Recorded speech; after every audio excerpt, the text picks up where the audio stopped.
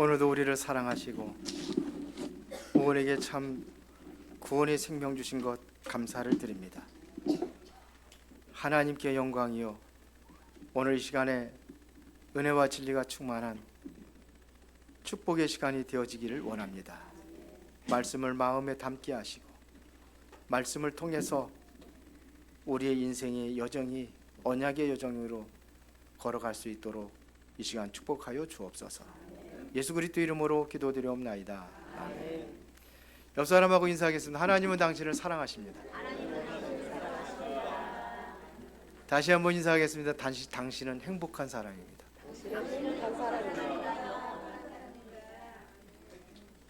그러니까 속으로 내가 뭘 행복해 그러시는 분들이 있는 것 같은데, 성경이 그렇게 말하고 있어요. 이스라엘에 너는 행복한 사람이로다. 왜 그렇죠? 너같이 구원을 얻은 백성이 누구냐? 그는 너를 돕는 방패시오, 네 영광의 칼이시오, 네 대적이 네게 복종하려니 너는 그들의 높은 곳을 밟으리로다. 이스라엘 백성들이 가장 불행하다고 할 때 하신 얘기입니다. 광야 생활하고 먹을 것도 없고 밤이면 춥고 낮이면 덥고 이게 광야거든요. 근데 거기서 하신 소리예요. 너같이 구원을 얻은 백성이 누구냐? 지금 여러분들이 불행하게 하는 것이 있다면 그것이 뭡니까? 지금 여러분들을 힘들게 하는 것이 있다면 그것이 뭡니까? 하나님은요, 그 힘들고 어렵고 지금 불행하다고 생각하는 것, 그것이 곧 행복의 가면입니다. 그래서 우리는 뭐냐면 자세히 봐야 돼요. 항상 하나님은 축복을 그냥 주시는 것이 아니라 어떠한 고난이라는 것, 어떠한 그 불행이라고 생각하는 것, 이게 포장이 되어 있어요. 맞습니까? 반응들이 없어가지고 사실입니다. 요셉도 그랬고 사무엘도 그랬고 모세도 그랬고, 모든 사람들이 보면은 그 안에서 최고의 보배롭고 존귀한 그거를 찾아내는 거예요. 그 불행이라고 하는 생각 속에서, 다른 사람들이 보면 다 멸망이라고 하는 그 속에서 하나님께서는 가장 귀한 보화를 그 안에서 있습니다. 하나님은 여러분들을 사랑하십니다. 그렇죠? 그렇다면 당연히 귀중한 축복이 그곳에 예비되어 있어요. 하나님이 나를 사랑한다면 거기에 축복이 예비되어 있다는 얘기입니다. 근데 이거를 못 봐요. 왜 그러냐? 현실만 보기 때문에 그래요. 내가 가지고 있는 기준이 다르기 때문에 그래요. 우리의 기준이 달라요. 행복이라는 그 기준이 달라요. 있어야 행복하고 누려야 행복하고, 그게 아니거든요. 대부분이 뭐 어디에 빠져 있냐면요, 우리의 관심과 시각이 다른 곳에 있습니다. 내 주관적인 생각. 이스라엘 백성들이 주관적인 생각이 뭐냐면 율법주의예요. 율법이에요. 뭔 걸 지켜야 구원받는다고 생각을 하는 거예요. 그래서 계명도 만들어 놓고, 뭐 하나님께 주신 거죠. 십계명도 계명도 주는 건데 여러 가지 계명들이 있잖아요. 여러 가지 법을 만들어 놨잖아요. 법을 만들어 놨어요. 그걸 율법이라고 하는 거예요. 그러나 율법이라는 것은 우리 인간을 행복하게 만드는 게 아니에요. 어쩌면 율법이라는 굴레 속에 있기 때문에 여러분들 더 힘들고 어려운 삶을 살아갈 수도 있어요. 율법이라는 것은 뭐냐면 그 사람을 판단하고 정죄하고 결국은 형벌을 받게 하는 것이 율법이에요. 근데 복음은 아니에요. 복음은 뭐죠? 진단하는 겁니다. 그 사람이 있는 문제를 가지고 진단하는 거예요. 복음은 뭐냐? 거기에 대해서 처방을 해주는 거예요. 답을 주는 겁니다. 그래서 살리는 게 복음입니다. 그러면은 내가 나를 보게 돼요. 뭘 보느냐면 나의 영적인 문제, 나의 과거의 상처. 요게 바로 사단이 공격하는 통로예요. 상처. 이게 사탄의 공격이 통로라니까요. 그러다 보니까 영적 문제가 오는 거예요. 공격을 당하니까. 사탄의 공격을 당하니까. 이게 상당히 많이 있습니다. 문명이 발전하면 발전할수록 더 심각한 문제가 그들 속에 숨어 있는 거예요. 그러다 보니까 뭐예요? 괜히 전혀 나하고 상관없는 사람한테 그냥 분풀이하고 죽이기도 하고 뭐 이러는 거예요. 이게 세상이에요. 힘들고 어려우니까는 마약하고 뭐 이렇게 게임이라든지 이렇게 중독 빠지는 겁니다. 그래서 우리가 지금 심각합니다. 지금 영적 문제 심각합니다. 점점 더 오게 돼 있어요. 그렇게 오게 돼 있어요. 대구에서 큐어 축제 한다고 그래가지고 그것 때문에 공권력끼리 붙어버렸잖아요. 지금 그런 시대예요. 우리가 동성애를 옹호하는 것도 아니고요. 동성애를 잘했다고 또 그걸 또 부추기는 것도 아니고요. 살려야 될 대상입니다. 모든 사람 살릴 대상이에요. 그런데 자기 색깔과 자기 기준으로 보니까는 공권력끼리도 서로가 안 맞아가지고 이게 충돌이 일어나는 그런 일들이랑 이게 무슨 문제라고 생각합니까? 영적 문제입니다. 그렇게 가고 있습니다. 사회가 그렇게 가고 있고 나라가 국가가 그렇게 가고 있다니까요. 그러니까 뭐 전쟁도 일으키고 그러는 거예요. 자기 이권 따져가지고 세상 것 때문에. 그래서 모든 사람 다 힘들고 어렵게 만들어요. 이게 세상의 영적 문제입니다. 누가 이렇게 만듭니까? 성경에 말하고 있습니다. 사탄이라고. 사탄이 그렇게 움직이는 거예요. 근데 우리도 거기서 같이 놀아나고 이렇게 한단 말이에요. 분별력이 없어서 그래요. 우리는. 그러다 보니까 섣불리 판단하고. 우리가 정말 하나님 앞에 집중하고 기도하고 복음 속에서 말씀을 듣는다면은 이게 보여져야 돼요.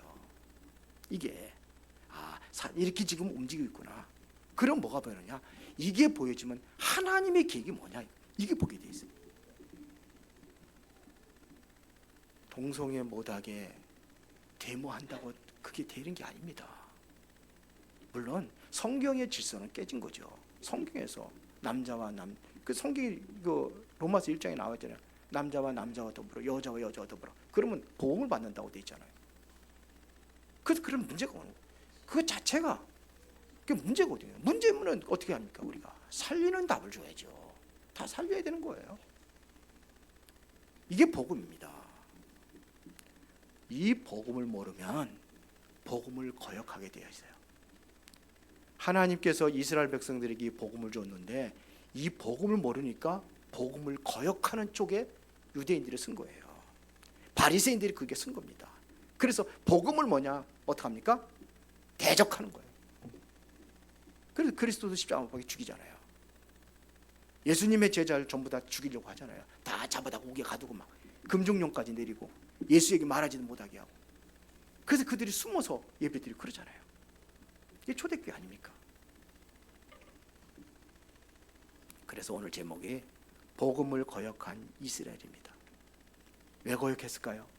자신들은 예수가 그리스도 아니라고 믿은 거예요.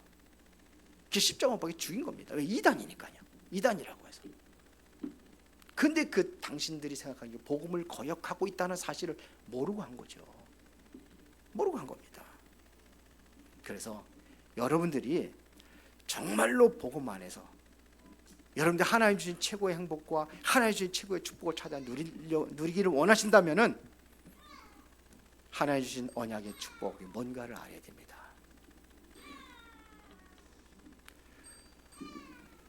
하나님께서 아브라함을 부르셨어요. 어디서 부르냐면요, 갈대와 우르라는 곳입니다. 거기는 우상 숭배하는 현장입니다. 그는 그렇게 살았어요. 우상 만들고 깎고 만들고 이러면서 살았던 갈대와 우르입니다. 그런데 거기가 뭐냐면 성공을 해서 몸부림치며 살고 있는 곳이 바로 거기입니다. 그래서 하나님께서 떠나라는 겁니다. 너는 본토 친척 아비집을 떠나 내가 너에게 지시할 땅으로 가라. 하나님께 예비한 축복의 땅이 따로 있다는 겁니다. 그곳으로 가라는 겁니다. 아브라함이 처음은 모르고 아버지 죽고 형 죽고 그러니까는 어쩌면 겁에 질려가지고 다음에 나도 죽을 수 있겠구나. 그래서 하나님 말씀을 순종했을 수도 있겠죠. 그렇게 따랐습니다. 모르고 따른 겁니다. 그런데 나중에 하나님의 제대로 된 축복이 그 안에 있다는 것을 발견하게 됩니다. 하나님께서 뭐라고 여기서 약속했습니까? 너로 말미암아 모든 민족이 복을 받게 할 것이다. 그렇게 얘기했거든요.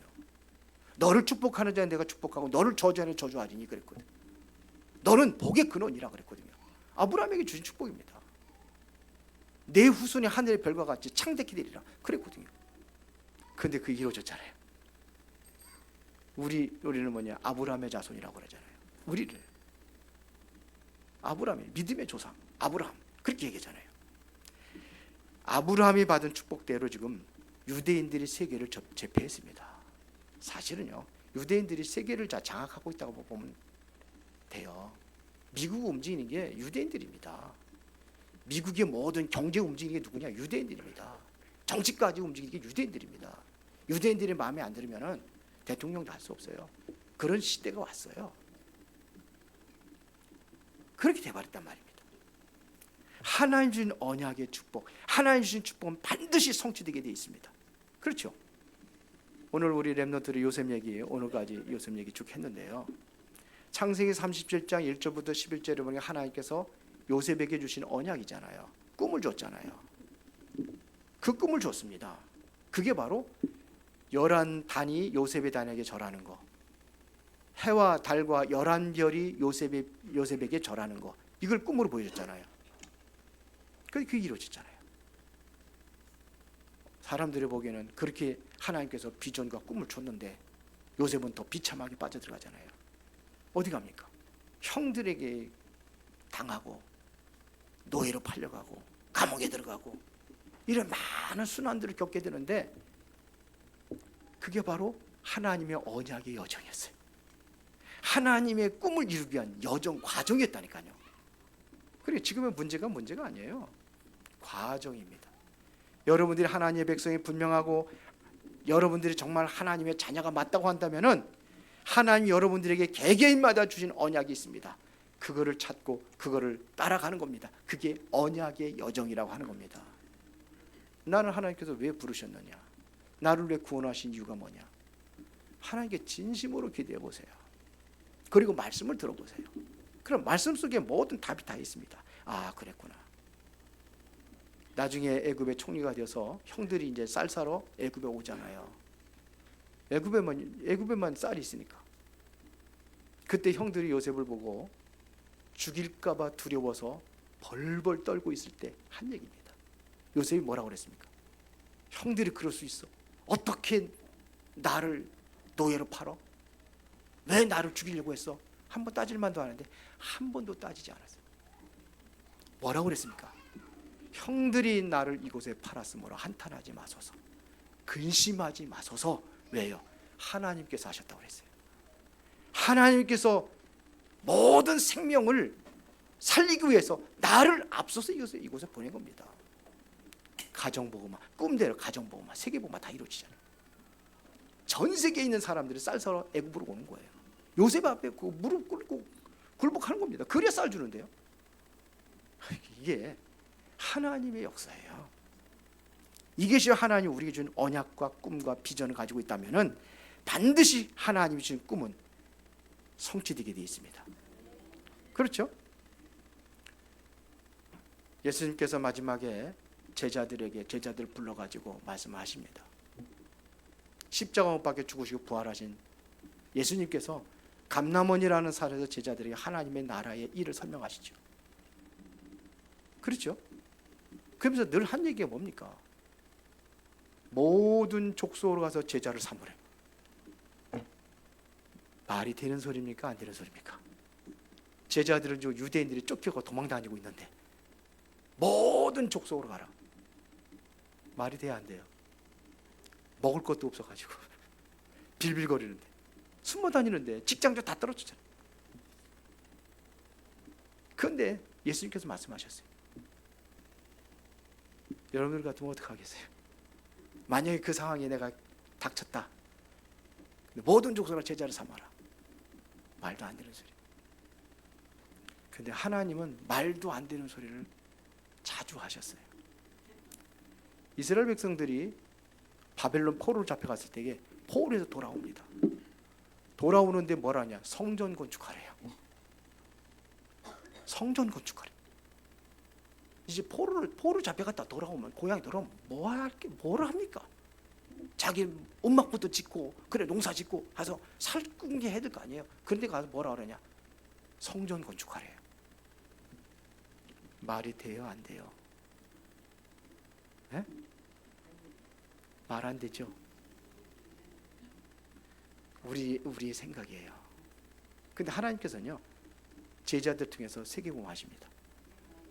그래서 오늘날 그 열매가 바로 저와 여러분들입니다. 마가다라 방에서 이들이 집중하며 기도했던 그 응답이 오늘 이렇게 이루어져 가고 있는 겁니다. 그렇죠. 아브라함에게 약속했던 그 축복이 지금도 하늘의 별과 같이 빛나리라, 이렇게 이루어진 거예요. 아브라함이 시작했네. 이게 족속 아닙니까? 한 족속이에요. 족속도 아니, 한 가정이에요. 가정. 아브라함의 가정. 근데 하나님께서 그렇게 역사하시는 겁니다. 그렇죠. 모든 족속을 와서 제자를 삼아라, 이것은 예수님의 재림하는 그날까지 이루어져야 될 하나님의 언약입니다. 우리가 이 언약의 바톤을 붙잡고 우리가 이제는 그 일을 행해야 될 사명이라고 저는 생각을 합니다. 자, 그러면 이스라엘 백성들이 복음을 거역했는데, 복음을 거역한 이스라엘을 어떻게 대했느냐 하는 얘기입니다. 결국은 멸망당하죠. 근데 왜 그렇게 됐냐면요, 16절에 보면 이렇게 되어 있습니다.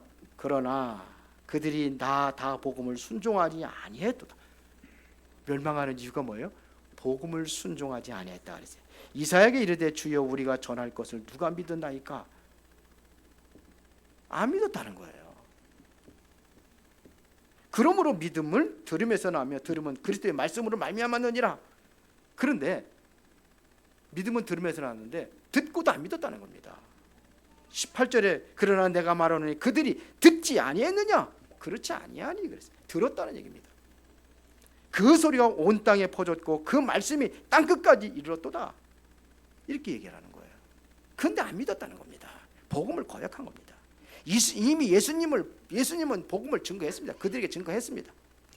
모세 때부터 말씀하신 그 말씀을 증거했다는 얘기입니다. 그래서 19절에 보는 길이 그러나 내가 말하느니 이스라엘이 알지 못하였느냐? 내가 먼저 모세가 이르되 내가 백성 아닌 자로서 너희를 시기하게 하며 미련한 백성으로서 너희를 노엽게 하리라 하였고. 이 얘기가 무슨 얘기냐면요, 모세가 애굽에 들어가죠. 보험 들고 들어가는 거예요. 피제사라는 거. 그 체험을 하고도 이 사람들이 또 잃어버리는 거예요. 피제사가 뭡니까? 예수 그리스도의 십자가의 피를 상징하는 거 아닙니까? 그거 드린 날 애굽에서 출애굽의 역사를 이렇게 했는데 400년 동안 노예 생활에서 완전히 해방되었던 그 축복을 누렸는데도 불구하고 이들이 또 잃어버리는 거예요. 예수님이 오셨는데 예수님이 그리스도라는 사실을 모르고 그를 대적하는 자가 돼 있다. 대적하는 자리에 서 있다니까요. 그래서 그 이후에 예수님께서 말씀하시잖아요. 뭐라 할까? 예루살렘 성전 무너질 거 얘기잖아요. 돌 위에 돌 하나도 남김없이 그대로 무너지라 그래요. 42년 동안 건축한 예루살렘 성전입니다. 그때 42년 동안 헤롯 왕을 통해서 건축됐던 헤롯 성전이라고 하는 거죠. 세 번째 성전. 근데 예수님께서 뭐라고 하세요? 돌 위에 돌 하나도 남김없이 그대로 무너질 것이다. AD 70년에 진짜 돌 위에 돌 하나 다 무너져 버린 거예요. 불타버렸어요. 성전이 불타버리니까요.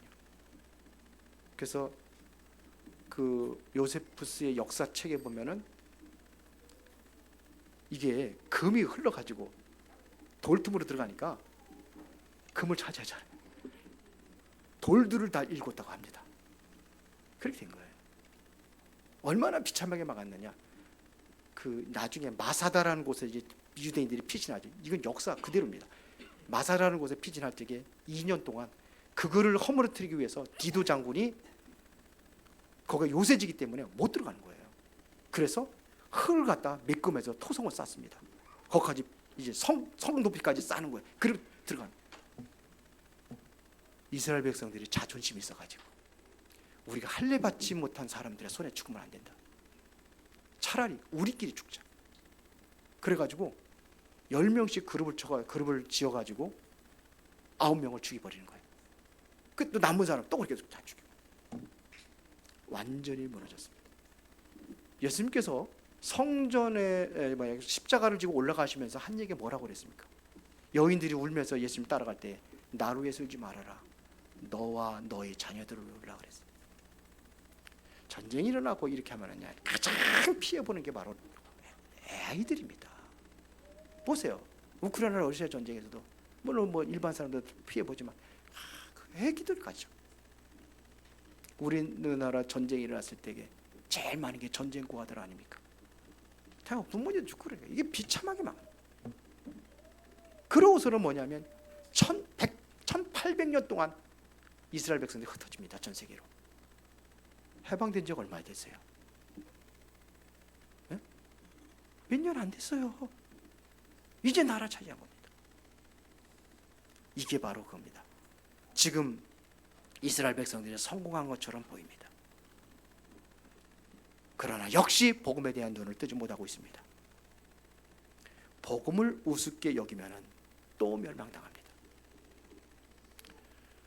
노아 홍수 때 노아가 전했던 복음이 뭡니까? 방주입니다. 방주는 바로 그리스도의 모형을 얘기하는 거예요. 그리스도를 얘기하는 겁니다. 거기 들어오면 상다는 겁니다. 여기는 악한 자도 살아요. 누구든지 사는 거예요. 방주 안에 들어오면 사는 거예요. 그런데 그거를 조롱하고 비방했어요. 결과는 어떻게 됐죠? 결과는 자 물고기 밥이 되어버렸어요. 창세기 19장 14절에 보니까는 롯이 소돔과 고모라 성이 멸망될 때에 사위들을 불러가지고 딸들과 사위들을 불러가지고 얘기합니다. 이 성이 멸망되니까 우리 나가자. 그때에 3명의 사위들이 농담으로 여겼다 그랬어요. 하나님 말씀. 무슨 예? 부르다가 왜 멸망당하느냐? 지금 멀쩡한데 날 대네 뭐야? 예? 날씨도 이렇게 좋은데. 근데 어떻게 됐어요? 불바다가 되어버렸어요. 하나님의 말씀을 거역할 때, 복음을 거역할 때, 바울을 호송하던 배가 이제 로마를 향해서 가는데 바울이 얘기하잖아요. 이곳으로 가면 위험하니까 우리 차라리 조금 돌아가더라도 이쪽으로 가야 된다. 선장도, 백부장도, 선주도 거역을 해버렸어요. 그리고서는 보니까는 배가 순탄하게 가니까 그들이 의기양양해서 봐라. 며칠 후에 어떤 일이 일어날지 모르는 게 우리 인생입니다. 유라굴라는 큰 광풍이 일어나가지고 결국은 모든 것들을 배에 있는 거 다 버리잖아요. 과학적인 방법으로 안 돼요. 지금도 지구는 지금 뭐냐면 종말을 치닫고 있습니다. 그렇게 가고 있습니다. 과학적인 방법으로 안 돼요. 백부장이라는 계급장이 그 문제를 해결할 수 있는 게 아니에요. 자기의 경험으로 다 해결할 수 있는 게 아니에요. 복음밖에 없습니다. 우리 이 복음의 언약 안에서 여러분들이 참으로 세상을 보고 복음 속에 여러분들이 집중해야 될 그런 시간표가 왔다고 생각을 합니다. 그래서 여러분들의 삶의 기준은 오직 복음이 되는 거예요. 복음을 막으면 이스라엘처럼 그렇게 되는 겁니다. 그러나 복음을 전한다면 그 자체가 축복입니다. 바울이 골로새 2장 2절부터 3절에 보니까 뭐라고 고백했냐? 그리스도는 복음이잖아요. 그리스도 안에는 지혜와 지식과 모든 보화가 다 감춰져 있느니라 그랬어요. 빌보서 3장 8절부터 21절에 보니까 바울이 뭐라 하냐? 나는 그동안에 열심히 스펙을 쌓고 열심히 살았는데, 예, 바리새인 중에 바리새인이거든요. 바리새인 최고의, 지금으로 말하면 이게 최고가는 어떤 권력자들입니다. 국회의원 수준이에요. 가말리엘이 문화생 최고의 학자 밑에서 배웠어요. 율법으로 흠이 없는 자다, 그렇게 인정받는 사람. 그랬던 바울이 이거를 내가 배설물로 여긴다 그랬어요. 돈이고 명예고 출세고 다 배설물이다. 왜 그러냐? 그리스도를 알고 나니까 그게 최고의 지식이구나. 나는 이제 세상 것 그런 거 따라가지 않겠다. 위에서 부르신 부름의 상, 그리스도 손에 잡힌 바된 것을 잡으려고 달려가노라. 바울이 그랬다니까요. 그지가 그 돈 다 배설물이야. 그러면 미친놈 그랬는데 최고의 학자요. 최고가는 이런 지금으로 말하면 이제 대통령감이에요. 그랬던 사람인데 다 모든 것들 다 배설물. 오직 복음 전하는 일에 생명을 다 가는 겁니다. 그래서 사도행전 20장 24절에 보니까 나의 달려갈 길과 주 예수께 받은 사명, 하나님의 은혜의 복음을 증언하는 일을 마치려면 나의 생명조차도 조금 더 귀한 것을 여기지 않냐는 거예요. 그걸 위해서 살아가는 겁니다. 오직 복음이 되면은요, 복음의 모든 것이라 깨닫고, 두 번째는 생각과 판단이 달라집니다. 복음 안에 있다면은, 내가 복음의 사람에 맞다면은 모든 걸 용서할 수 있어요. 수용하고 아니면 초월할 수 있어요. 이게 복음의 사람이에요. 왜? 가장 존귀하고 가장 귀한 것이 바로 복음을 내가 가졌기 때문에 모든 것도 양보할 수 있어요. 요셉이 그랬잖아요. 다 양보하잖아요. 형들이 노예로 팔았는데 형들이 하나님이 하셨다는데요. 억울한 누명을 써가지고 그것도 뭐냐, 장관 부인 겁탈죄 해가지고 감옥에 들어가잖아요. 근데 한 번도 성경에 보면 보디발의 아내 원망한 적이 없어요. 그러면 총리가 됐으면 한번 불러가지고 네가 그래 되겠냐 한번 따져야 되는데 그런 것도 없어요. 보디발에도 마찬가지. 이게 수용하고 넘어서는 겁니다. 형들 상관없어요. 다윗도 마찬가지입니다. 압살롬이 반역을 해가지고 왕궁을 침범을 하고 압살롬이 도망갈 때에 누가요? 시므이라는 사람이 이제 다윗의 시대는 끝났다고 생각하고 앞에 가서 막 저주하잖아요. 그때 옆에 있던 아비새 장군이 칼을 가지고 내가 저거 죽이고 오겠습니다. 그러니까 뭐라고 다윗이요, 놔둬라. 내가 낳은 아들도 나를 반역하는데 하물며 시므일까 보냐. 저를 통해서 하나님 나를 저주하는 것이다 그랬어요. 이게 복음의 사람이에요.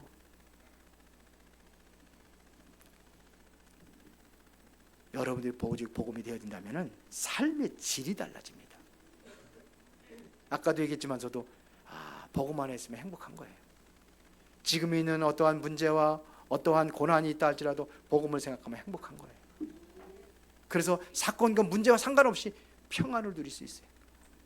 요한복음 14장 27절에 보니까 예수님께서 말씀하셨거든요. 내가 너에게 평안을 주노니 이 평안은 세상에 주는 것 같지 아니하고 이 평안을 누리는 거예요. 이거 누리시기 바랍니다.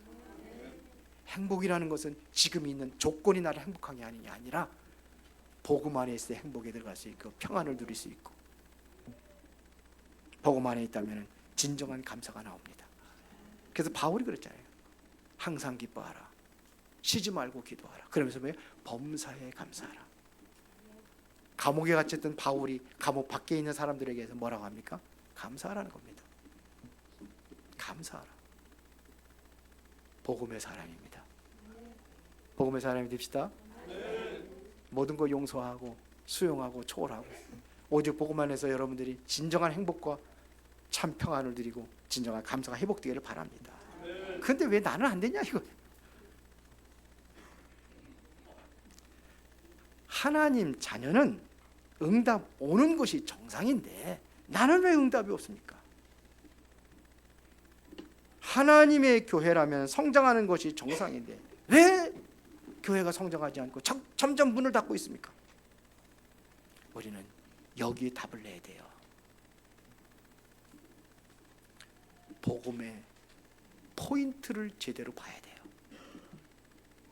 그 안에서 모든 것을 찾을 수가 있어야 돼요. 그 안에서 그러면 뭐냐, 문제와 사건 속에 하나님의 계획이 보인다니까요. 먼저 위기가 왔는데 위기가 곧 기회로 보이는 겁니다. 이게 복음의 사람이에요. 그래서 뭐가 중요하냐? 믿음의 결단이 중요합니다. 이게 안 된 거예요. 복음은 모든 것이구나. 이 안에 모든 게 다 있구나. 복음은 완전하고 복음이면 충분하다. 이 결단이 나와야 돼. 이것은 믿음으로 결단되는 겁니다. 그러면 또 하나, 말씀의 흐름을 놓치면 안 돼요. 말씀의 흐름. 예배를 너무 경솔히 여길 수가 있어요.